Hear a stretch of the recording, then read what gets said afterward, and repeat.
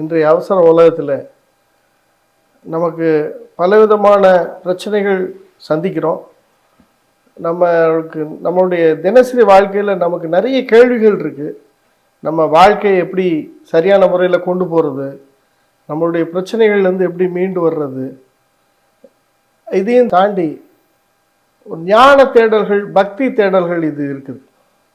இந்த பக்தி தேடல்களையும் சரி, இந்த பொருளியல் வாழ்க்கை முறையிலையும் சரி, இந்த பொருளியல் வாழ்க்கையை தாண்டின ஞான மார்க்கத்திலையும் சரி, அது தவிர பக்தி எப்படி சரியான முறையில் செய்கிறது அப்படின்றது தொடர்பாகவும் சரி, இந்த பக்தி மார்க்கத்தையும் ஞான மார்க்கத்திலையும் நம்முடைய நடைமுறை வாழ்க்கையிலையும் சரியான முறையில் வழிகாட்டிகளை நம்ம எப்போவுமே தேடிட்டு இருக்கோம். நம்மளுடைய முன்னோர்களும் தேடிட்டு இருந்தாங்க, நம்ம எப்போவுமே தேடிட்டு இருக்கோம். அதுக்கு இறைவன் சில ஞானிகளை, சில குருமார்களை நம்மள்கிட்ட அனுப்பி வைக்கிறாங்க. அப்படிப்பட்ட ஒரு நம்மளுடைய வாழும் காலத்தில் பார்த்துட்டு இருக்கக்கூடிய ஒரு மிகச்சிறந்த, மிகப்பெரிய ஒரு ஞானியாக, ஒரு சிறந்த ஆச்சாரியனாக, சிறந்த குருநாதராக திகழக்கூடியவர் தான் நம்முடைய சுவாமி சூரியமங்கலம் சுவாமி அவர்கள். அவர்களை தரிசனம் பண்ணி இன்னைக்கு அவங்கள்ட்ட சில வார்த்தைகள், உபதேசங்கள் கேட்கறதுக்கு இந்த குடுப்பனையை இறைவன் நம்மளுக்கு கொடுத்துருக்காரு. இந்த சூரியமங்கலம் சேனல் வழியாக நாங்கள் உங்களை சந்திப்பதில் நான் ரொம்ப மகிழ்ச்சி அடைகிறேன். உங்களுடைய சார்பாகவும் என்னுடைய மனதில் எழுந்த கேள்விகள் சார்பாகவும் நாம் எல்லாருமே ஒரே மாதிரியான வாழ்க்கையை வாழ்ந்துட்டுருக்கோம் இல்லையா, ஒரே மாதிரியான நடைமுறை வாழ்க்கைகள் தான் இல்லையா. அதனால் கேள்விகளும் கூட சில கேள்விகள் பொதுவாக கூட இருக்கலாம். அந்த கேள்விகளை, உங்கள் மனதில் தோன்றுகிற கேள்விகளை கூட நான் சுவாமிஜிகிட்ட கேட்டு அதன் மூலமாக உங்களுக்கு ஒரு விளக்கமும் உங்களுடைய வாழ்க்கையில் ஒரு தீர்வும் கிடச்சிதுன்னா அது இந்த நிகழ்ச்சியோட மிகப்பெரிய வெற்றி. சூரியமங்கலம் சேனல் வழியாக உங்களை சந்திக்கிறதுல நான் ரொம்ப மகிழ்ச்சி அடைகிறேன்.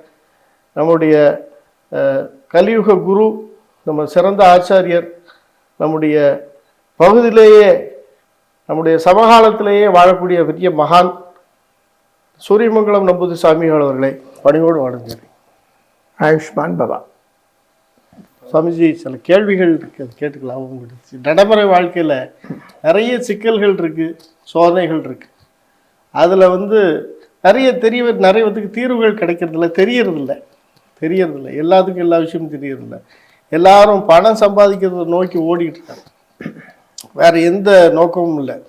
ஆன்மீக தேடல்லாம் ரொம்ப குறைஞ்சி போச்சு, ஞான தேடலும் ரொம்ப குறைஞ்சி போச்சு. மெட்டீரியல்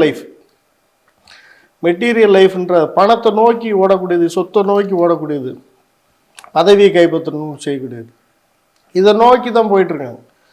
முன்னாடி ஒரு குழந்தை பிறந்ததுன்னா நல்ல பக்திமான வளருவானா, நல்ல ஞானஸ்தான வளருவானா, நல்ல மனுஷனாக இருப்பானா, நல்ல ஒழுக்கத்தோடு வளருவானா, அப்படி எல்லா மனுஷங்களும் ஒரு 50 வருஷத்துக்கு முன்னாடி பார்த்துக்கிட்டு இருந்தாங்க. இப்போ கடந்த 50 வருஷங்களாக பார்த்தீங்கன்னா நம்ம பையன் பெரிய இன்ஜினியர் ஆகணும், டாக்டர் ஆகணும், ஃபாரினில் சம்பாதிக்கணும், ஐடியில் பெரிய ஆளாகும், இதை நோக்கி தான் போயிட்டுருக்காங்க. நல்ல மனுஷனாக வளரணும், நல்ல மனுஷனாக வாழணுன்ற நோக்கம் ரொம்ப குறைஞ்சி போச்சு. அந்த நோக்கமே இல்லை. உங்கள் பையன் என்ன ஆகணும்னு நம்ம ஒரு 10 பேர்கிட்ட கேட்டோன்னா அதில் 9 பேர் என் பையன் ஐடி இன்ஜினியர் ஆகணும், என் பையன் டாக்டர் ஆகணும், என் பையன் எய்ம்ஸில் டாக்டர் ஆகணும், என் பையன் லண்டனில் டாக்டர் ஆகணும், இப்படி சொல்கிறாங்களே தவிர என் பையன் நல்ல மனுஷனாக வாழணும், நடைமுறையில் நம்ம சமுதாயத்துக்கு கொஞ்சமாவது, அவனுடைய எல்லா முழு சொத்தையும் கொடுக்கணும்னு அவசியம் இல்லைனாலும் கொஞ்சமாவது சமுதாயத்துக்கு உதவி செய்கிறவனும் இருக்கணும் அப்படின்னு ஒருத்தர் கூட சொல்கிறதில்ல. ரொம்ப குறைவாக போச்சு. இந்த சூழ்நிலையில் நம்ம சாமானிய மக்களுக்கு மனசில் எழக்கூடிய சில சந்தேகங்களை சுவாமிஜிட்ட இந்த நிகழ்ச்சியின் வாயிலாமல் கேட்டு கொஞ்சம் தெளிவடைஞ்சு அதன் மூலமாக நம்மளுடைய பக்தர்களுக்கு ஒரு தெளிவு கிடைக்கணுன்றதுக்காக அவங்களை சில கேள்விகள் கேட்க விரும்புகிறேன். சுவாமிஜி அவங்க அனுகரித்து உங்களுடைய பதிலை தருமாறு நான் கேட்டுக்கொள்கிறேன். நீங்கள் கேள்விகள் கேட்கலாம். நீங்கள் கேட்கக்கூடிய கேள்விகள் எனக்கு தெரிஞ்சதாயிருந்தால் அதுக்கு நான் பதில் சொல்கிறேன். எல்லாம் தெரிஞ்ச ஆள் அல்லே நான். அப்போ எனக்கு தெரியாத விஷயமாயிருந்தால் இதை பற்றி எனக்கு தெரியவில்லை என்று சொல்கிறேன். தெரிஞ்சதாயிருந்தால் பதில் சொல்கிறேன். அதில் உங்களுக்கு கிளாரிட்டி வரவில்லை என்றால் மறுபடியும் என்னிடம் கேட்கலாம்.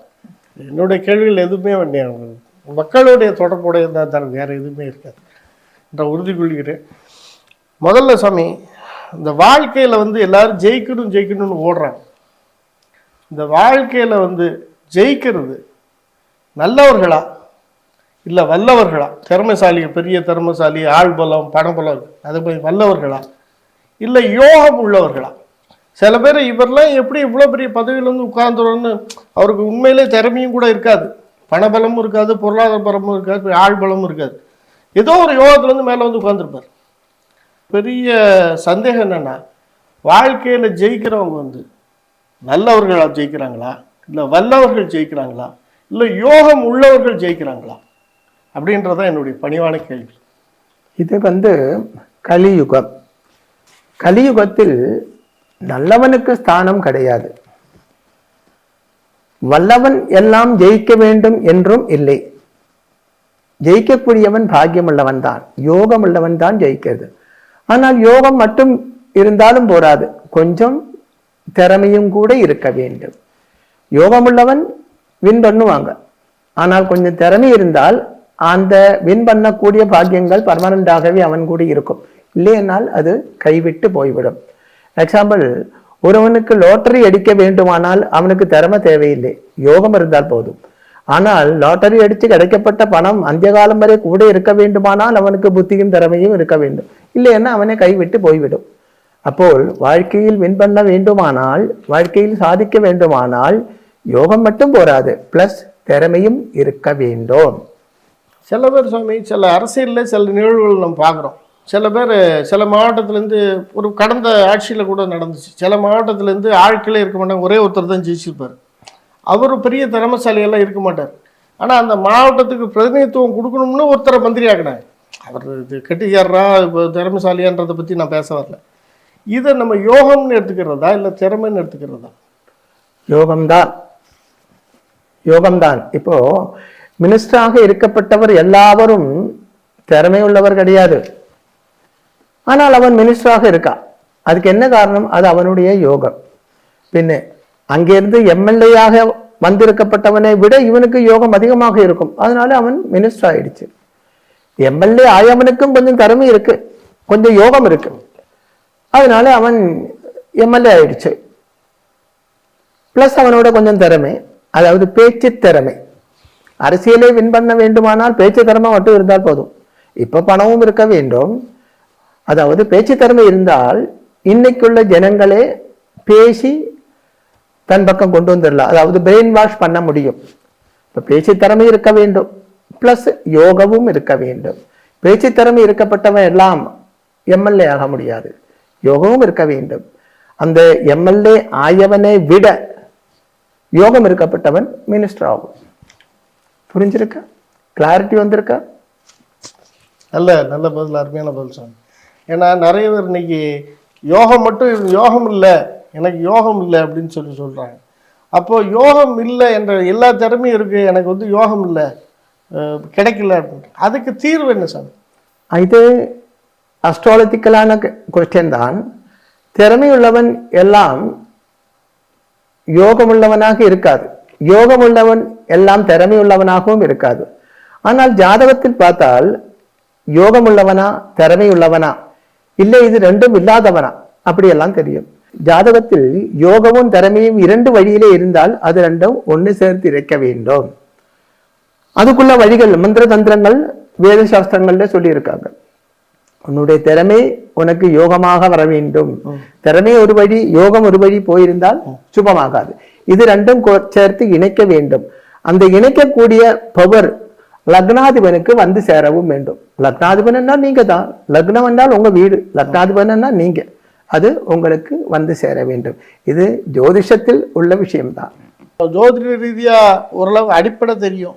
ஜோதிட ரீதியா நம்ம அதை சரி பண்ண முடியுமா? நம்ம ஹோமங்கள் மூலமா, யாகங்கள் மூலமா அதை யோகம் இல்லாத ஆட்கள், திறமை இருக்கு ஆனா யோகம் இல்லை, அவங்க வேற யஜ்யங்கள் மூலமாகவோ வேற ஏதாவது அதை சரி பண்ண முடியுமா? ஒரு நல்ல கிருஷிக்காரன், கிருஷிக்காரன் அப்படின்னு சொன்னா தெரியுமோ, விவசாயி, ஒரு நல்ல விவசாயி, நீங்க ஒரு மங்கு கொண்டு போய் அவங்கிட்ட கொடுத்தால் அவன் அதுல மண்ணிலே போட்டு என்ன கிருஷி பண்ணி இருந்திருந்தாலும் அதுல இருந்து நல்ல விளைவு கிடைக்காது இல்லையா? நீங்க ஒரு மங்கு தெரியும் இல்லையோ, மோசமான விதை நெல்லிலே இருக்குமே மங்கு, அது ஒரு விவசாயிட்ட கொடுத்து இது பயிர் பண்ணி கொடுன்னு சொன்னால் அந்த விவசாயி எவ்வளவு திறமையுள்ளவனாயிருந்தாலும் எவ்வளவு சூப்பர் மண்ணில போட்டாலும், எவ்வளவு உரம் போட்டாலும், ஜலம் போட்டாலும் அதுல இருந்து பலன் கிடைக்காது. இதுவே நீங்க கொடுக்கப்பட்ட அந்த விதை நல்ல விதையாயிருந்தால், அந்த விவசாயி திறமையுள்ளவனாயிருந்தால், நீங்க நினைக்கிறத விட அதுல இருந்து பலத்தை உருவாக்கி உங்களுக்கு தர முடியும். அதாவது சுருக்கமா, உங்க ஜாதகத்தில் அந்த யோகம் இருக்க வேண்டும் அப்படின்னு அர்த்தம். யோகங்கள் ஜாதகத்தில் இல்லை என்றால் எந்த மந்திர தந்திரங்களாலேயும் அது உருவாக்க முடியாது என்பதுதான் என்னுடைய அனுபவம். ஜாதகத்தில் யோகங்கள் இருந்தால் அது வரவழைக்க முடியும். எப்படி என்றால், இப்போ உங்களோட வீட்டு முற்றம், அந்த முற்றத்துல கொஞ்சம் செடி மரம் ஒண்ணுமே இல்லைன்னு வச்சுக்கோங்களேன். கொஞ்சம் நல்லா உழுதுன்னு தெரியும் இல்லையா, உழுதுட்டு டெய்லி கொஞ்சம் ஜலம் ஸ்ப்ரே பண்ணி பாருங்களேன், அங்கிருந்து புல்லு முளைச்சு வரும். பார்த்திருக்கீங்களா? சந்தேகம் உண்டா? ஏன்? அந்த பூமிக்கடியிலே எங்கேயோ அந்த விதை இருக்கு. நீங்க இவ்வளவு பண்ணும்போது அது முளைச்சு வருது.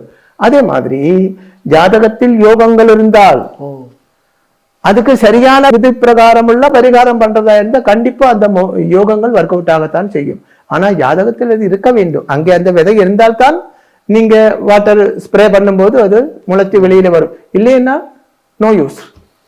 வாழ்க்கைன்னா என்ன சாமி? அதாவது அந்த பேசிக், வாட் இஸ் லைஃப்? வாழ்க்கை என்றால் ஜனனம் முதல் மரணம் வரை உள்ள பயணம், அதுதான் வாழ்க்கை. ஜனனம் முதல் மரணம் வரை உள்ள பயணம், அதுதான் வாழ்க்கை. அதுக்கு வேத சாஸ்திரப்படி 4 கட்டங்கள் என்று சொல்லியிருக்காங்க. ஒண்ணு பிரம்மச்சரியாசிரமம். பிரம்மச்சரியாசிரமம்னா கல்யாணம் கழிக்காத வாழ்க்கை அப்படின்னு அர்த்தம் இல்லை. அது எப்படி வாழ வேண்டும் என்று படிக்க வேண்டும், எப்படி சம்பாதிக்க வேண்டும் என்று படிக்க வேண்டும். இந்த மாதிரி வாழ்க்கையை பற்றி படிக்கக்கூடிய ஸ்டேஜ் பசங்களா இருக்கும்போது ஒரு 20 வயசுக்கு முன்னாடி பிரம்மச்சரியாசிரமம். அதுக்கப்புறம் கல்யாணம் செய்து தான் ஆக வேண்டும், கல்யாணம் பண்ணணும், அதுதான் விதி சாஸ்திரப்படி. கல்யாணம் பண்ணி குழந்தை குட்டிகள் பெற்று அவளுக்கு ஒரு வாழ்க்கையை உருவாக்கி கொடுக்க வேண்டும், கிரகத்தாசிரமம் அதுக்கு பேரு. அதுக்கப்புறம் உங்களுடைய கடமை எல்லாம் முடிச்சதுக்கு அப்புறம் ஒரு பொண்ணு பிறந்துருச்சு, பொண்ணு பெருசாயிடுச்சு, அதுக்கு கல்யாணம் பண்ணி கொடுத்தாச்சு, பையனை படிக்க வச்சாச்சு, அவனுக்கு ஒரு வேலை வாய்ப்பு ஒரு குடும்பம் எல்லாம் உண்டாக்கி கொடுத்தாச்சு. உங்களுடைய கடமைகள், ஃபேமிலி லைஃப்ல கடமைகள் முடிச்சாச்சுன்னா வீடு விட்டு வெளியில வர வேண்டும், குடும்பத்தை விட்டு வெளியில வர வேண்டும். வந்துட்டு வேதங்கள்ல என்ன சொல்லி இருக்கிறால், நீ வனவாசம் போக வேண்டும் அப்படி சொல்லியிருக்காங்க. வானப்பிரஸ்தம், வானப்பிரஸ்தம்னா வனத்தில் போக வேண்டும் என்றுதான். வனத்தில் போய் தபசு செய்ய வேண்டும். இந்த காலத்துல வனத்தில் போக முடியாது, போயிருந்தா உள்ள விட மாட்டாங்க இல்லையா? அப்ப என்ன பண்ணணும்? அது அந்த வானப்பிரஸ்தத்திலே உள்ளதுதான் தீர்த்தாடனம், தேசாடனம், கஷேத்ராடனம் எல்லாம். கஷேத்ராடனம்னு சொன்னா கஷேத்திரங்களிலே தேடி எப்படி போய் தரிசனம் பண்றது. தீர்த்தாடனம் தீர்த்த குளங்களிலே போய் குளிக்கிறது. தேசாடனம் ஒவ்வொரு நாட்டிலையும் இப்படி சஞ்சரிக்கிறது. அப்போ புது புது அனுபவங்கள் நமக்கு உண்டாகும். உலகத்தை பற்றி படிக்க முடியும். முன்னாடி அது கிடையாது, குடும்பத்தை பற்றி மட்டும் திங்க் பண்ணிட்டு இருந்ததுங்க. அப்போ உலகத்தை பற்றி படிக்க முடியும். அப்பப்போ இப்படித்தானா வாழ்க்கை, இதுதானா வாழ்க்கை, வாழ்க்கை இவ்வளவு கஷ்ட நஷ்டங்கள் இருக்கா, அப்ப நான் என்னை பற்றி நினைச்சது ஒன்றும் சரியல்லே, இதுதான் வாழ்க்கை அப்படின்னு ஒரு அறிவு உண்டாகும். அதுக்கப்புறம் வாழ்க்கையோடு ஒரு விரக்தி உண்டாகும். அதுக்கப்புறம் நீ சன்னியாசியாக வேண்டும். வானப்பிரஸ்தம் முடிச்சுட்டு சன்னியாசியாக வேண்டும். அந்த சன்னியாசியாக வாழும் போதும் மனசுல கொஞ்சம் ஆசை இருக்கத்தான் செய்யும். ஏன்னா மனுஷன் என்றால் கண்டிப்பா மனசுல ஆசை இருக்கத்தான் செய்யும்.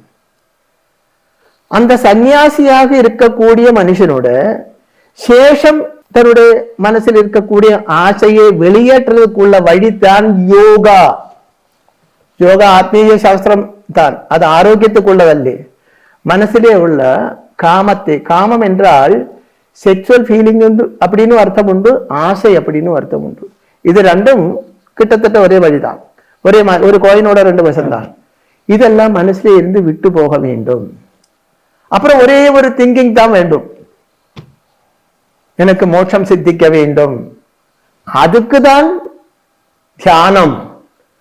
இப்ப சும்மா காலையில எந்திரிச்சிருந்து தியானம் பண்ணிக்கோ அப்படின்னு சொல்றாங்க, அது மூடத்தரம் தான். உன்னுடைய லைஃப், உன்னுடைய டைம் தான் நீ வேஸ்ட் பண்ற. யோகா பண்ணிக்கோ அப்படி சொல்றாங்க, அது மூடத்தரம் தான். ஆத்மீக சாஸ்திரமாக இருக்கப்பட்ட யோகா ஆத்மாவோட ரட்சைக்குள்ளது தான். அது வயசாகும் போதுதான் நீ பண்ணணும். அதே மாதிரி தியானம் பண்ணக்கூடியதும் எனக்கு ஒண்ணுமே வேண்டாம், என்னுடைய மனசுல ஒரே ஒரு எண்ணம், எனக்கு மோட்சம் சித்திக்க வேண்டும், மோட்சம் சித்திக்க வேண்டும். அதுக்கு தான் தியானம்.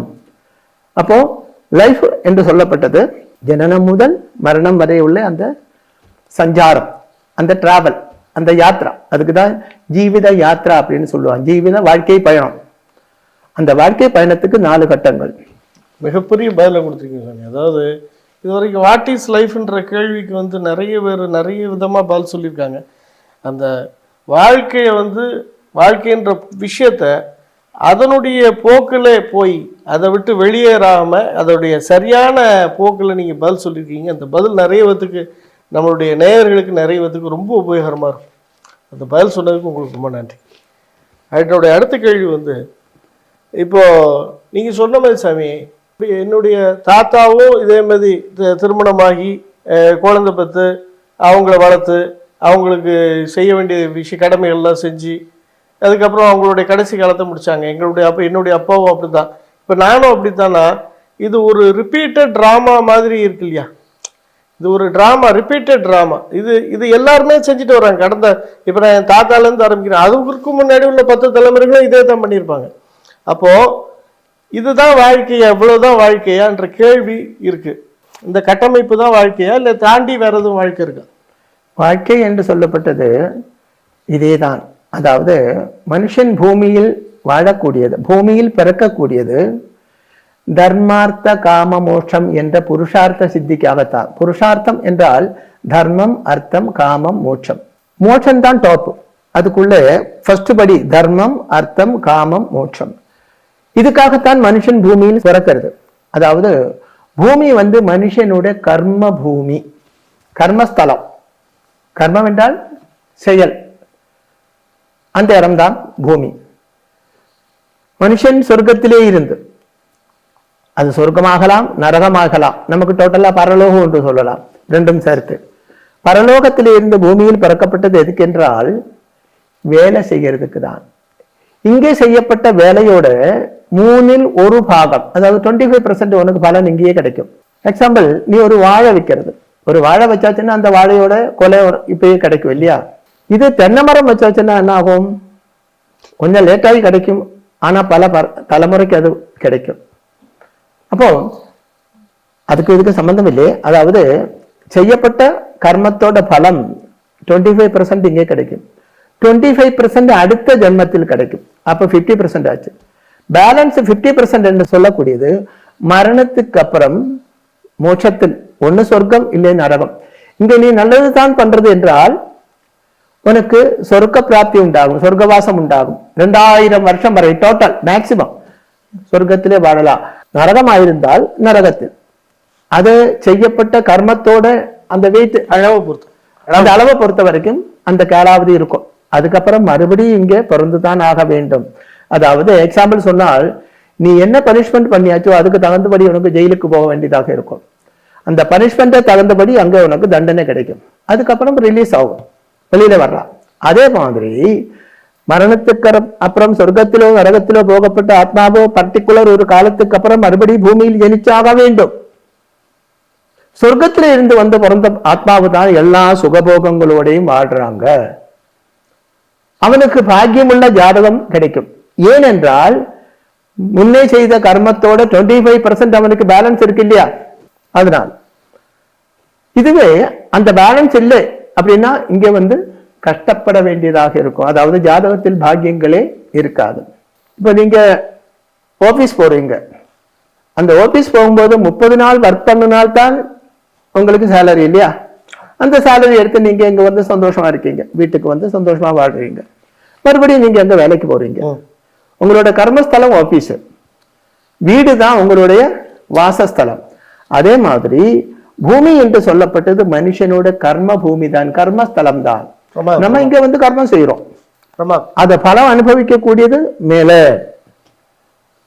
அங்க வந்து நல்லது செய்தாச்சுன்னா அதுக்கு தகுந்தபடி சொர்க்கவாசம் உண்டாகும், பாவமாயிருந்தால் அதுக்கு தகுந்தபடி நரகவாசம் உண்டாகும். அதுக்கப்புறம் மறுபடியும் நம் இங்கே பிறந்துதான் ஆக வேண்டும். இதுக்கு சின்ன வேற ஒரு எக்ஸாம்பிள் சொல்றேன். இப்போ நீங்க 30 நாள் இல்ல 5 மாசம் 6 மாசம் ஒர்க் பண்ணியாச்சு, கொஞ்சம் சம்பாதிச்சாச்சு, நீங்க ஒரு டூர் தான். டூர் போறீங்க, இங்க இருந்து ஊட்டிக்கு போறீங்கன்னு வச்சுக்கோங்களேன். ஒரு 2 லட்சம் ரூபாய் எடுத்துட்டு போறீங்க. அங்க போய் அடிச்சு பொழிச்சு இருக்கிறீங்க. ஒரு 1.5 லட்சம் ரூபாய் செலவு பண்ணியாச்சு. பேலன்ஸ் இங்க வரும்போது உங்களுக்கு செலவுக்கு காசு கொஞ்சம் கையில எடுத்துட்டு வரும் இல்லையா? அப்பதானே இங்க வந்தா அடுத்த ஒரு மாசம் நீங்க உங்களுக்கு ஓட்ட முடியும் இல்லையா? எல்லாம் செலவாக்கிட்டு வந்தா மடையன் தான், கொஞ்சம் கையில பேலன்ஸ் எடுத்துட்டு வரும். அதே மாதிரிதான் சொர்க்கத்திலே இருந்து வரப்பட்டவனுக்கு கொஞ்சம் புண்ணியம் கையிலே இருக்கும். கொஞ்சம் அதுக்கு ஜாதகப்படி பாக்கியம் என்று பேரு, ஸ்பிரிச்சுவலி புண்ணியம் அப்படின்னு பேரு, பூர்வ புண்ணியம் அப்படின்னு பேரு.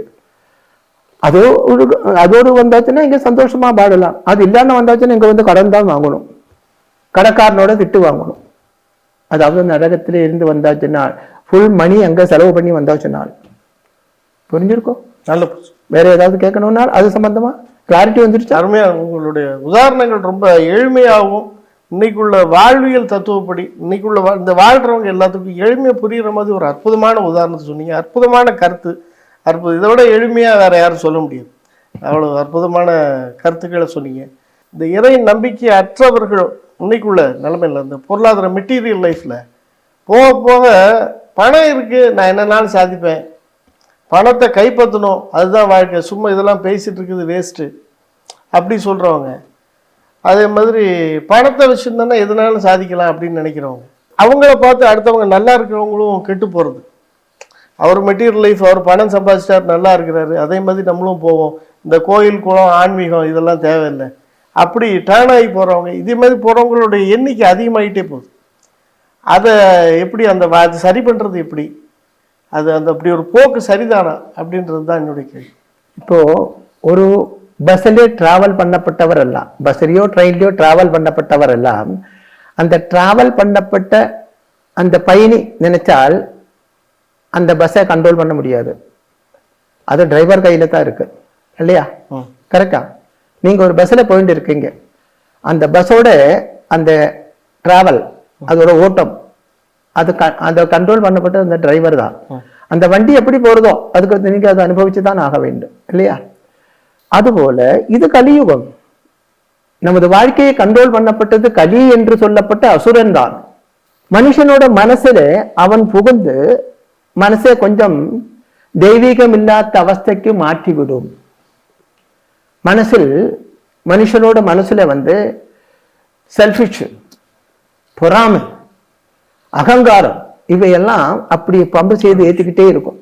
அப்போ சிஷ்டனாக இருக்கப்பட்டவன் கூட துஷ்டனாய் மாறிவிடும். என்னென்ன பண்ணக்கூடாதோ அதெல்லாம் தான் அவன் பண்ணுவான். பைபிளில கூட தெய்வம் சொன்னா ஆதங்கிட்டே அவ்வாய்கிட்டே, நீ இந்த பழம் சாப்பிடக்கூடாது. அவ்வாய் என்ன சொன்னா, நீ அது வாங்கி சாப்பிடு, அப்பதான் நமக்கும் தெய்வம் ஆக முடியும் அப்படி சொல்லி அது பறிச்சு சாப்பிட்டாச்சு, எல்லாமே நாசமா போச்சு இல்லையா? அப்போ அதெல்லாம் உண்டாகப்பட்டது கலியுகத்திலே தான். கிறிஸ்து மதம் எல்லாம் உண்டாகப்பட்டது கலியுகத்திலே தான். அப்ப அந்த சாத்தான் ரூபத்துல வந்தது யாரு? அசுரன். அந்த அசுரன் நமக்கு இடையில வாழ்ந்து கொண்டுதான் இருக்கிறது. அந்த அசுரன் நம்மளை தீண்டாமல் இருக்க வேண்டுமானால் நமக்கு கடவுள் நம்பிக்கை, பக்தி, விசுவாசம், உண்மையான பக்தி விசுவாசம் இருக்க வேண்டும். அப்படி ஆயிருந்தால் இந்த தோஷங்கள் நம்மளை தீண்டாது. பக்திமயமான சமூகம் கொண்டு வரணும்னா அது என்ன, எப்படி கொண்டு வர முடியும்? கலியுகத்தில் பக்தி உருவாக்குறது கொஞ்சம் கஷ்டம்தான். இருந்தாலும் பக்தி என்னால் என்ன? திருப்பி நான் கேட்கிறேன், வாட் இஸ் பக்தி? பக்தி என்றால் என்ன? என்னுடைய கேள்வியுமே அதுதான். பக்திக்கு என்ன டெஃபினிஷன்? பக்தின்னா இப்படி கும்பிட்டாதான் பக்தியா, இல்லாட்டி எப்படி கும்பிட்டாலும் பக்தி தானா, இறை அருள் கிடைக்குமான்றது தான் என்னுடைய மனசுலையும் கேள்வியா இருக்கு. நிறைய நம்மளுடைய நேர்களுடைய மனசுலையும் பக்தியா இருக்கு. பக்தின்றதுக்கு டெஃபினிஷனே யாரும் சரியா சொல்லலை. அதனாலதான் உங்ககிட்டையும் நான் அதை கேட்கிறேன். ஒரு பொண்ணோடு ஒரு பையனுக்குள்ள இஷ்டத்துக்கு காதல் என்று பேரு. அதே மாதிரி பையனுக்கு திருப்பி உள்ள இஷ்டத்துக்கும் காதல், லவ் அப்படின்னு பேரு. அதே மாதிரி பகவானோடு உள்ள இஷ்டம், பக்தி, லவ், அதுதான் அதுக்கு பேர் பக்தி. பகவான் கிட்ட நமக்கு இருக்கப்பட்ட அந்த இஷ்டம், அன்புக்கும் மேல இஷ்டம். இப்போ காதலிக்கு காதலன் மீது அன்பல்லே, காதல் அதுக்கும் மேல ஒண்ணு காதல். புரியுதா? அதுல ஒரு லெகரி இருக்கும். நீங்க லவ் பண்ணிருக்கீங்களா? லவ் பண்ணி பார்க்கணும். ஒரு லகரி இருக்கும். எப்ப பார்த்திருந்தாலும் அவளை பற்றித்தான் திங்க் பண்ணுவாங்க. அவள் பக்கத்துல வரும்போது ஒரு தனி சுகம், ஒரு போதை, அதுதான் பக்தி. எப்ப பார்த்திருந்தாலும் மனசுலே அந்த தெய்வத்தை நினைச்சு கொண்டு இருக்க வேண்டும். அற்புதம் அற்புதம் அற்புதம். எனக்கு தெரியாமலே அந்த இப்போ நான் ஒரு ஜலம் குடிக்கும் போது கூட பகவான் விக்னேஸ்வரன் சாப்பாடு பிரியன் இல்லையா, கையிலே சாப்பாடோடு இருக்கப்பட்ட ஒரே ஒரு தெய்வம் யாரு? விக்னேஸ்வர பகவான் தான் கையில சாப்பாடு வச்சிருக்கிறது இல்லையா. அப்ப நான் என்ன சாப்பிடும் போது முதல்ல விக்னேஸ்வர அர்ப்பணம், அதுக்கப்புறம் மகாதேவி அர்ப்பணம், அப்படி வரும். அது எனக்கு தெரியாம ஆட்டோமேட்டிக்கலா வரும். அதே மாதிரி வர வேண்டும். பகவான் எப்போ நம்ம நிழல் மாதிரி பகவான் கூடயே இருக்கு. ஓ, நான் அது பண்ணக்கூடாது, பார்த்து கொண்டே இருக்காங்க அந்த எண்ணம். இப்ப பாருங்க, நம்ம இங்க இருந்து பேசிக்கிட்டு இருக்கு, இங்க ஒரு கேமரா இருக்கு, உங்களுக்கு தெரியுமா? தெரியாது இல்லையா? ஓ, அந்த கேமரா நம்மளை வாட்ச் பண்ணிட்டே இருக்கு. இதே மாதிரி பகவானோட கண்ணு நமக்கு மீது எப்போ இருக்கத்தான் செய்யறது. அந்த பகவானோட திருஷ்டியில இருந்து நம்ம மாறவே முடியாது. வீட்டுக்குள்ள போய் கதை அடைச்சு இருட்டில இருந்தா கூட பகவான் அது பார்த்து கொண்டு தான் இருக்கும். அதுதான் கேமரா, சிசிடிவி கேமரா. அதே போல அப்போ எப்பவும் பகவான் என்னை பார்த்து கொண்டு தான் இருக்கு. என்னுடைய பரதேவதை, என்னுடைய இஷ்ட தெய்வம் என்னை பார்த்து கொண்டே தான் இருக்கிறது. பகவானுக்கு இஷ்டம் இல்லாதது எதுவும் செய்யக்கூடாது. அந்த அன்பு, பாசம், அந்த லகரி இது வர வேண்டும்.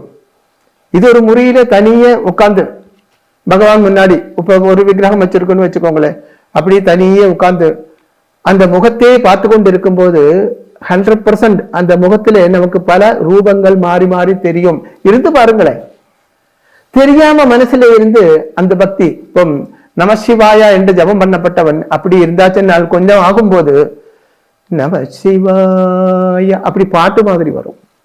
அப்போ நம்மளே பக்தி வளர்ந்து வருது அப்படின்னு அர்த்தம். சுருக்கமா பக்தி என்றால் பகவானோடு உள்ள காதல், தெய்வத்தினோடு உள்ள காதல், அதுதான் பக்தி. புரிஞ்சிருக்க சாமி? இப்போ இறை மறுப்பாளர்கள் இருக்காங்களே, இறைவனே இல்லைன்னு சொல்றவங்க, கடவுள் இல்லைன்னு சொல்றவங்க, கோயில்லாம் தேவையில்லைன்னு சொல்றவங்க, அவங்களும் நல்லா இருக்காங்க, அவங்களும் பல கோடி சம்பாதிக்கிறாங்க. அவங்க என்ன சொல்ல போனா ஆட்சி அதிகாரத்தை கைப்பற்றுறாங்க, கடவுள் இல்லைன்னே சொல்றாங்க, கடவுளை நீங்க நம்பாதீங்க, தேவையில்லைன்னு சொல்றாங்க.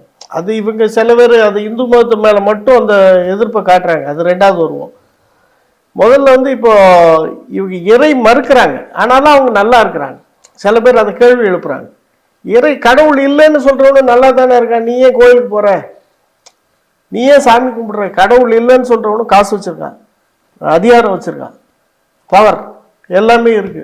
அப்புறம் அப்போ இறைவன் உனக்கு தனியா என்ன கொடுக்க போறான்னு கேட்குறாங்க. இறை பக்தினால உனக்கு என்ன கிடைச்சதுன்னு கேட்குறாங்க. அதுக்கு என்ன பதில் சாமி? இதுக்கு இறைவனே பதில் சொல்றாங்க. அதாவது கோயில்ல எந்த கஷேத்திரங்கள் போயிருந்தாலும் தெய்வங்களோடு இப்படி வச்சிருக்காங்க, 2 கை இல்லையா? அதுல சொல்லுவாங்க, ஒண்ணு அபயம், ஒண்ணு வரதம் அப்படின்னு. அதாவது சாதாரண அறிவில்லாதவன் என்ன சொல்லுவான், நீ என்னிடம் வா, உனக்கு அனைத்தும் தருகிறேன் என்று தான் என்று சொல்லுவாங்க. அபயம், வரதம். உண்மையிலே அப்படி இல்லை, என்னிடம் எதுவும் இல்லை, அனைத்தும் உன்னிடம்தான் இருக்கு என்றுதான் அதுக்கு அர்த்தம். அதாவது நீ போன ஜென்மத்தில் செய்த கர்மபலங்கள் ஏதோ அதுதான் இங்க நீ அனுபவிக்க வேண்டும். அந்த கர்மபலத்தை எடுத்து தர்றதுதான் என்னுடைய வேலை. அப்போ தெய்வம் இல்லை என்று சொல்லப்பட்ட ஒருவன் கோடீஸ்வரனாக இருக்குன்னா அவன் போன ஜென்மத்தில் செய்த கர்மபலம் தான் அனுபவிக்கிறது. இந்த ஜென்மத்தில் செய்யப்பட்ட கர்மபலம் அடுத்த ஜென்மத்தில் கண்டிப்பா அனுபவிக்கும். அவன் பிச்சைக்காரனா பிறக்கத்தான் செய்யும், இல்லை தெருவு நாயா பிறக்கத்தான் செய்யும், அடுத்த ஜென்மம் அதை அனுபவிக்கத்தான் செய்யும். தெய்வங்களை பொறுத்த வரைக்கும் ஒரு நல்ல ஷாப் உடைமை மாதிரி தான், கடை உடைமை. கடையில் ஒரு கடை ஷாப், அதோட உடைமையோட மனசுல என்ன இருக்கும், அவனோட எண்ணம் என்ன? காலையில அவன் கடை திறந்து வச்சுட்டு உட்கார்ந்துருக்கா, எதுக்கு? எதுக்கு? வியாபாரம். ஆளு வரணும், பணம் வரணும், என்னடி இருக்கப்பட்ட பொருள் விற்கணும், அதுக்கு தானே. அப்ப அந்த பொருள் கிடைக்கணும்னா நம்ம என்ன பண்ணணும்? கையில உள்ள காசு கொடுக்கணும் இல்லையா? கையில உள்ள காசு கொடுத்து அதை வாங்கணும். அதே மாதிரி பகவான் வியாபாரி மாதிரி தான், கடை உடைமை மாதிரி. எல்லா அனுகிரகங்களும் தெய்வம் கிட்ட இருக்கு. ஆனா அங்க போயிட்டு என்னுடைய தெய்வமே எனக்கு கொடு, எனக்கு எனக்கு கொடுத்தான்னு கொடுக்க மாட்டாங்க. உனக்கு புண்ணியம் இருக்க வேண்டும். உனக்கு உன்னுடைய புண்ணியம் தான் அங்கிருந்து நீ ப்ரே பண்ணும்போது, பகவானே என் குழந்தைக்கு நல்ல பரீட்சையில வின் பண்ண வேண்டும், கல்யாணம் நடக்க வேண்டும், எனக்கு ஒரு வீடு வேண்டும், எனக்கு ஒரு கார் வேண்டும், இப்படி எல்லாம் ப்ரே பண்ணும்போது உனக்கு அது நடக்குது என்றால் உன்னுடைய முன்ஜென்ம கர்ம பலத்தை தான், அந்த புண்ணியத்தை தான் பகவான் உனக்கு தர்றாங்க. நீ என்ன கேட்கிறதோ அதை கொடுக்கறது தான் பகவானோட வேலை. அது இல்லாத ஒருவன் என்னதான் ப்ரே பண்ணாலும் அது கிடைக்கிறது இல்லை. அதுக்கு உண்மையான பக்தி இருக்கலாம். பக்தி இல்லாதவன் யாகங்களும் பூஜைகளும் செய்து அது சம்பாதிக்கலாம். ஆனா யாகங்களும் பூஜைகளும் உண்மையா சாஸ்திர விதிப்படி பண்ணினால் மட்டும்தான் பலன் உண்டாகும். அதாவது கள்ள நோட்டு கொடுத்தா சாதனம் கிடைக்குமா? செல்லாத காசு கொடுத்தா சாதனம் கிடைக்குமா? ஜெயிலுக்கு தான் போக வேண்டியதா வரும் இல்லையா? அப்ப உண்மையான பக்தி இருக்க வேண்டும், உண்மையான யாகங்களும் பூஜைகளும் செய்ய வேண்டும். அப்படியா இருந்தா கண்டிப்பா நமக்கு பலன் கிடைக்கத்தான் செய்யும். அப்ப இங்கே கடவுள் பக்தி இல்லாத ஒருவன் பல ஆயிரம் கோடிக்கு சொந்தக்காரனாக இருக்காங்க, எல்லா சுகபோகங்களும் அவன் அனுபவிக்கிறது என்றால் போன ஜென்மத்தில் புண்ணியம் செய்த ஆத்மாவை அவனோட பரம்பரையில் உள்ள யாரெல்லாமோ புண்ணியம் பண்ணி இருக்கிறது. அதனால தான் அவன் அப்படி இருக்காங்க. அது அவனுடைய ஜாதகம் பார்த்தால் தெரியும். அந்த யோகங்கள் எல்லாம் ஜாதகத்தில் இருக்கத்தான் செய்யும். இப்போ நீங்க அட்வொகேட் இல்லையா? நீங்க படித்த காலேஜ்ல இருந்து வந்தவங்க எல்லாரும் அட்வொகேட் ஆயிடுச்சா? இல்ல. கொஞ்சம் பேர் அட்வொகேட் ஆயிருக்கும், கொஞ்சம் பேர் டிகிரி எடுத்து வந்தவங்க டாக்டர் ஆயிருக்கும். அப்படி ஒவ்வொரு பேரும் ஒவ்வொரு இது. அது அவாவாளோட ஜாதகப்படி நீ என்னதாகணுமோ அது ஆக வேண்டும். அதுபோல ஒவ்வொரு ஜாதகத்தில இருக்கும் நீ என்ன ஆக வேண்டும், நீ நாடு பறிக்க வேண்டும். சிலவர் ஜாதகத்துல நாடு பறிச்சுட்டு அப்படியே நீ ஜெயிலுக்கு போக வேண்டும் அப்படி கூட இருக்கும். நம்மளுக்கு பலரையும் கண்ணால பார்த்திருக்கோம். அது அவங்களோட ஜாதகத்தில் இருக்கத்தான் செய்யும். ஒரு உதாரணத்துக்கு சொல்றீங்க, என் ஜாதகத்துல யோகம் இல்லை, அப்போ நான் என்னுடைய வாழ்க்கை தரத்தை நான் எப்படி மேம்படுத்துறது? அதுக்கு நான் என்ன செய்யணும்? இப்போ தனபாக்கிய யோகம் இல்லாத ஒருவனுக்கு ஒரு தன ஆகர்ஷண யாகம் பண்ணியாச்சுன்னால் அவனுக்கு தனபாக்கியம் உண்டாகும் என்ற நம்பிக்கை எனக்கு இல்லை. ஒரு சின்ன எக்ஸாம்பிள் சொல்றேன். நான் கண்ணாடி போட்டிருக்கேன். இந்த கண்ணாடி நான் 3ஆம் ஸ்டாண்டர்டில் படிக்கும் போது போட்டது. அதாவது ஒரு 8-9 வயசு உள்ளப்ப போட்டதுதான். அது முதல் இது வரைக்கும் எனக்கு கண்ணாடி இருக்கு. எனக்கு டிகிரி இருக்கு. அப்போ படிச்சு டிகிரி வாங்குறதுக்கு இந்த கண்ணாடி இல்லைன்னா யூஸ் இல்லை. இப்ப கூட எனக்கு அந்த கண்ணாடி இல்லாம எழுத படிக்க முடியாது, அந்த காலத்துல இருந்து இந்த காலம் வரைக்கும். அப்ப இந்த கண்ணாடி வச்சதுனால எனக்கு படிக்க முடிஞ்சது, டிகிரி எடுக்க முடிஞ்சது எல்லாம். என்னுடைய அப்பா அம்மா கொஞ்சம் அறிவுள்ளவராக இருந்ததுனால அந்த காலத்துல ஹாஸ்பிட்டலை கொண்டு போய் காட்டி எனக்கு கண்ணாடி வச்சு கொடுத்தாங்க. அதுக்காக குருடனாக இருக்கப்பட்ட ஒருவனுக்கு இந்த கண்ணாடி வச்சா யூஸ் ஆகுமா? அவன் பறவையிலே குருடன் தான், இந்த இது வச்சுக்கோ அப்படின்னு சொன்னா யூஸ் ஆகுமா? யூஸ் ஆகாது. அப்ப என்னுடைய கண்ணுக்கு ஏதோ பிளஸ் பாயிண்ட் இருந்தது. இந்த கண்ணாடி கூட ஆடு பண்ணும் போது 100% எனக்கு ஒர்க் அவுட் ஆகுது. அதே மாதிரி உங்களுடைய ஜாதகத்திலே யோகங்கள் இருந்தால், அந்த யோகம் ஒர்க் அவுட் ஆகாமல் சில தடங்கள் இருந்தால், அந்த தடங்கள் மாற்றியாச்சினால் 100% அந்த யோகம் ஒர்க் அவுட் ஆகும். அதாவது ஏற்கனவே சொன்னபடி ஒரு வாட்டர் ஸ்ப்ரே செய்தாச்சுன்னா விதை முளைச்சி வெளியில வர்ற மாதிரி. புரிஞ்சிருக்கா?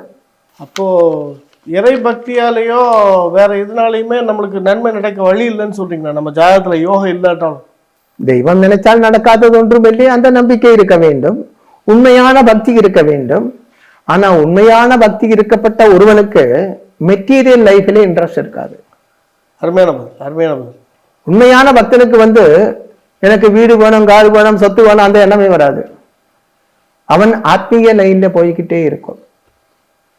அவன் பகவான் கிட்ட போய் ஒண்ணுமே கேட்க மாட்டாங்க, சும்மா அப்படி போய் தரிசனம் பண்ணிட்டு வந்துடும். அற்புதம். அடுத்த சாமி, நம்ம நாட்டுடைய நிலவரத்தை பத்தி சில விஷயங்கள் நான் உங்களுக்கு எல்லார் மனசுலயும் உள்ளது கேட்கறேன். இந்த வாரிசு அரசியல் இப்ப நான் அமைச்சரா இருப்பேன், என் பையனுக்கு தகுதி இருக்கோ இல்லையோ அவன் அமைச்சராக்கிடுவேன், அவனுக்கு தகுதி இருக்கோ இல்லையோ அவனுடைய மகன் அவன் அமைச்சராக்கிடுவான், பேரனை. இப்படி இந்த வாரிசு அரசியல் இந்தியா முழுக்க இருக்கு, பல நெடுங்கால அரசர்கள் காலத்துல இருந்து இருக்கு. இது சரியானதுதான்? நான் என்னுடைய மகனை அரசியல் ஆக்குறது என்ன இஷ்டப்படி இல்லையே, ஜனங்கள் ஓட்டு போட்டு தானே வர்றாங்க. இல்ல, இது நான் வாரிசுன்னு சொல்றது பொதுவாக நான் சொல்றேன். நான் ஒரு அரசியல்வாதி, நான் ஒரு சிஎம். என்னுடைய மகனை நான் சிஎம் ஆக்குறது என்றால் நீங்க ஓட்டு போட்டு தானே சிஎம் ஆக்குறாங்க இல்லையா? அது உங்களோட குழப்பம் தானே. அப்புறம் ஏன் நான் வாரிசு என்ன திட்டுறீங்க? இப்போ ஒரு டாக்டரோட பையன் டாக்டர் ஆகல, சினிமா நடிகரோட பையன் சினிமா நடிகர் ஆகலா, அப்ப அரசியல்வாதியோட பையன் எதனால அரசியல்வாதி ஆகக்கூடாது? இல்ல அதுக்குரிய திறமை இருக்கான்றது தான் கேள்வி. திறமை ரெண்டாமது, திறமை பட்சத்துல. ஆமா, அவனுக்கு பணம் இருக்கு இல்லையா? இப்ப திறமை என்று சொல்லப்பட்டது, இப்ப குவாலிட்டி, அரசியல் குவாலிட்டி என்று சொல்லப்பட்டது, ஒண்ணு பேசி திறமை இருக்கணும், ரெண்டாவது காசு இருக்கணும். குவாலிட்டி பாக்குறது இல்லையே, அதுதான் இப்போ உள்ள திறமை. புரியுதா? நமக்கு தெரியும் இந்த கரப்ஷன் இல்லாத எத்தனை மினிஸ்டர் இருக்கு, எத்தனை அரசியல்வாதிகள் இருக்காங்க. ஜனங்கள் முன்னாடி போய் அவரு பிரெயின் வாஷ் பண்ற மாதிரி பேசும்போது அவனுக்கு ஓட்டு கொடுக்குறாங்க. எவன் குற்றவாளி தான், இவன் ஜெயில இருந்தவன் தான். மகாத்மா காந்தி ஜெயில போயாச்சு, அது தியாகி.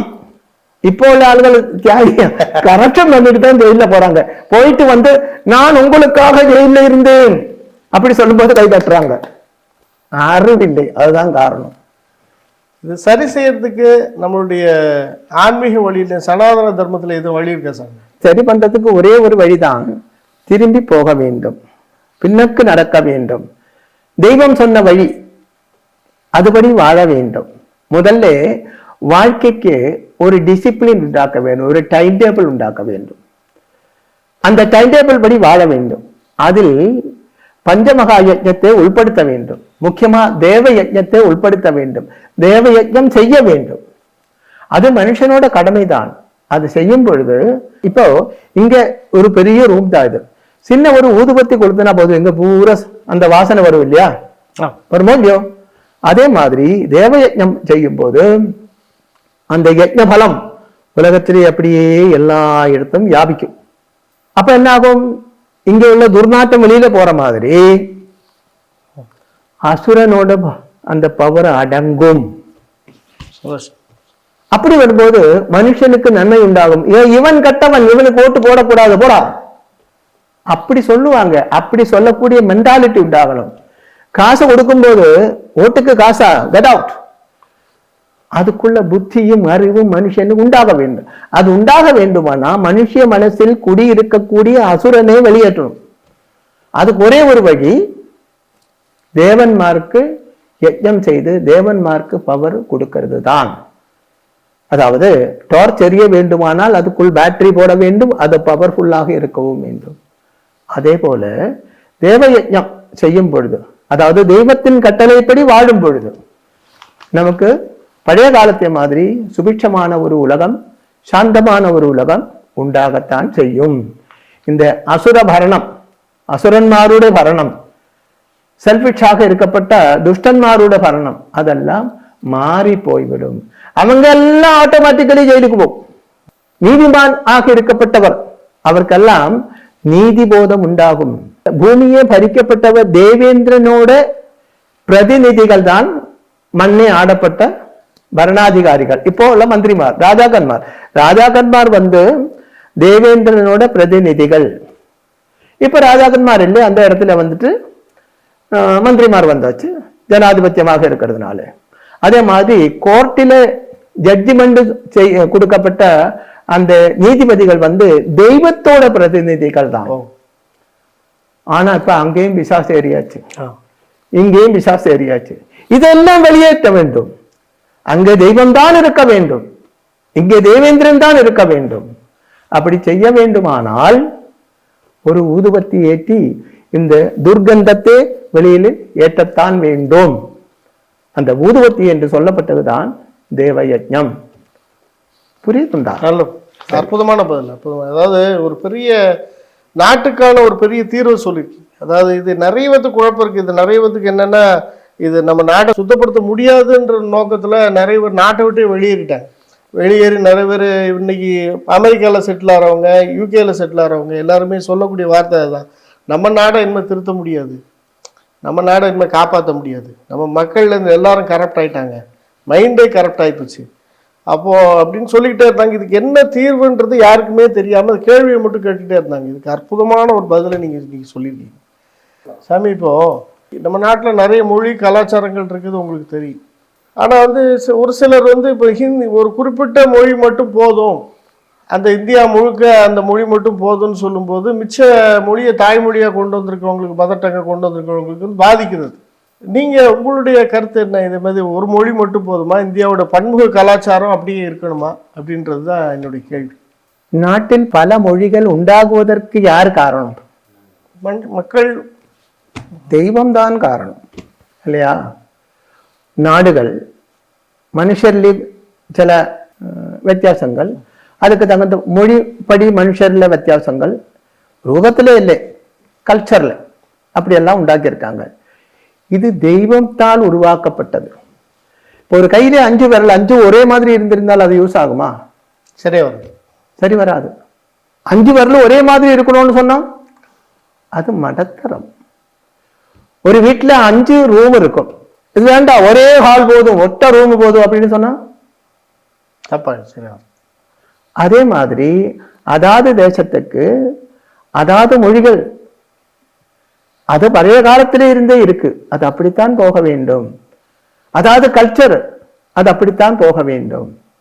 ஆனால் நமது கண்ட்ரி என்று வரும்போது என்னுடைய தேசம் எது? இந்தியா. என்னுடைய நாடு எது? தமிழ்நாடு. தமிழ்நாடு. நான் பிறந்தது தமிழ்நாட்டில், நான் தமிழன், ஆனால் பாரதியன். அப்படி இருக்க வேண்டும்.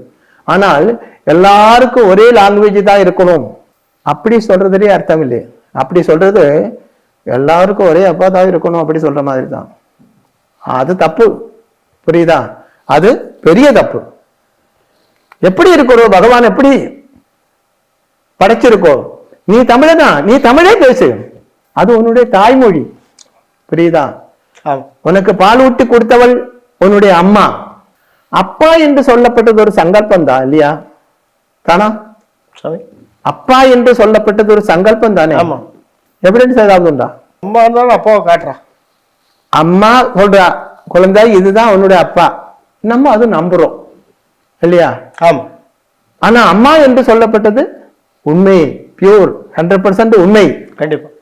அதே மாதிரி நமது தாய்மொழியை நாம் மறக்கவே கூடாது, நமது பிறந்த நாடை மறக்கவே கூடாது. அதே மறந்து அதே கைவிட்டு எந்த கலைக்கும் கூட நிற்க கூடாது. அற்புதம், அற்புதம், புரியுதா? ஆனா நாடு என்று சொல்லும் போது ஒண்ணு, உனக்கு ஹிந்தி வேணுமா நீ படிச்சுக்கோ, உனக்கு சம்ஸ்கிருதம் வேணுமா நீ படிச்சுக்கோ, அது உன்னோட பர்சனல் மேட்டர். எனக்கு 15 லாங்குவேஜ் படிக்கணும், ஓ தாராளமா படிச்சுக்கோ. நீ இதுதான் படிக்கணும் அப்படி நீ சொல்லக்கூடாது, அது சொல்றதுக்கு யாருக்கும் உரிமை இல்லை. நீ இதுதான் சாப்பிடணும்னு சொல்றதுக்கு யாருக்கும் உரிமை இல்லை. இந்த மண்ணில் பிறந்த, இந்த பூமியில் பிறந்த ஒவ்வொரு பேருக்கும் இங்கே தன்னுடைய இஷ்டப்படி வாழக்கூடிய உரிமை உண்டு. நீ பிறந்த லாங்குவேஜ் நீ பேசிக்கோ, நீ அது படிச்சுக்கோ. ஆனா இப்படி ஒண்ணு இருக்கு, உனக்கு வேணும்னால் அது படி, இல்லாமல் கம்பல் பண்ணக்கூடாது. உனக்கு சோறு தான் சாப்பிட பிடிக்குமா, நீ சோறே சாப்பிடு, இல்லை நீ சப்பாத்தி தான் சாப்பிடணும் அப்படி சொல்லக்கூடிய உரிமை உனக்கு கிடையாது.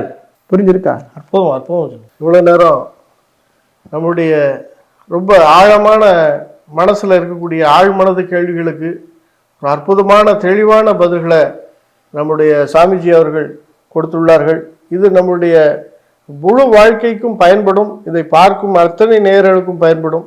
இந்த வாய்ப்பினை ஏற்படுத்தி கொடுத்த சூரியமங்கலம் டிவிக்கு என்னுடைய மனமார்ந்த நன்றியும், அவருடைய பொன்னான நேரத்தை செலவழித்து என்னுடைய கேள்விகளுக்கு பதிலளித்த சுவாமிஜி அவர்களுக்கு மிகுந்த நன்றியும் தெரிவித்து விடைபெறுகிறது. நன்றி, வணக்கம். சர்வ அபீஷ்ட சித்தி பவது, ஆயுஷ்மான் பவா.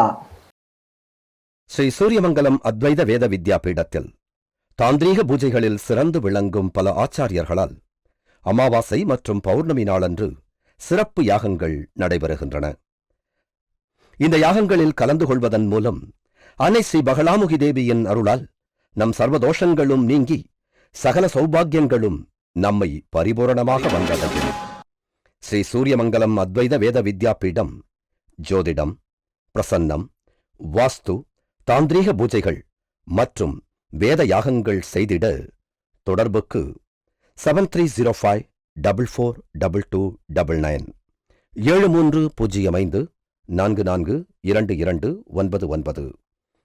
தொடர்பு மையங்கள் சென்னை, கோவை, பெங்களூரு, ஹைதராபாத், விஜயவாடா, டெல்லி, மும்பை, திருநெல்வேலி, டெக்சாஸ்.